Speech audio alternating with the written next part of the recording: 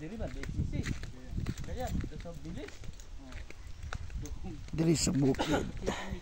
Init karon pero bugnaw kay hangin. Maray ni nakabintahan diri. Praise the Lord. Amping kanunay mga kamisyon. Kay sige naglinog karon. So ang linog nagkakusog. Gikan sa 6.9 karon 7.6. So posible do na pa'y kaming kusog. Importante lang nga di ka mahadlok, di ka mataranta. Kay ang panghitabo karon katumanan sa propesya sa Bible. Sinugdanan pa lang ni sama sa nagbati matod pa sa Bible.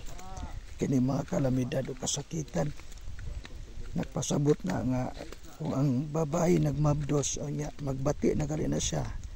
Nagpasabot na nga mga nakay na. So ang pasabot niya sa Bible na tuon na mo balik ang Ginoo. So kaning tanan ato na nimbiyaan. Kadun ta sa Ginoo sa mas nindot nga dapit. Ang iyang gingharian. Busa na mga lagad ta sa Ginoo. Balik loob tas Ginoo, mga itagpasaylo sa itong mga kapakyasan.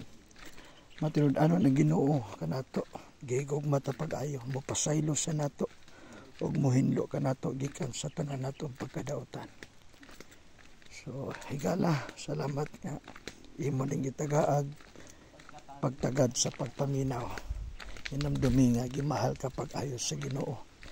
Palangga kayo kas Ginoo. Ang Ginoo naghulat nimo nga motalikod ka sa pagpakasala. Kalit din na ang tanang matang sa pagpakasala. Bisyo, kahilayan. Panahon na karon nga masimba ka. Magbasa ka sa pulong sa Ginoo. And then magbaton kag mga pag-ampo kay mao na indikasyon nga naa kay relasyon sa Ginoo. Kana mo'y angay nimong buhaton kada adlaw. Tawag sa Ginoo. Simba ka sa Ginoo. Pasaylo ang mga tao nga nakasala batok nimo. Langkata ang mga kayugot o kasakit. Pagdumot si mo kasing-kasing. Panahon na karon magpinasaylo ay ta. Maghinigog maay, magrespeto ay ta. Sa matag usa. So, kana lang higala. Dalay ko ng Diyos. Haman nga dalan. Adiri ko. Praise the Lord. Dalay ko ng Diyos. So, bye. Ikaw ba no? Si Kernel o si Sir Phil.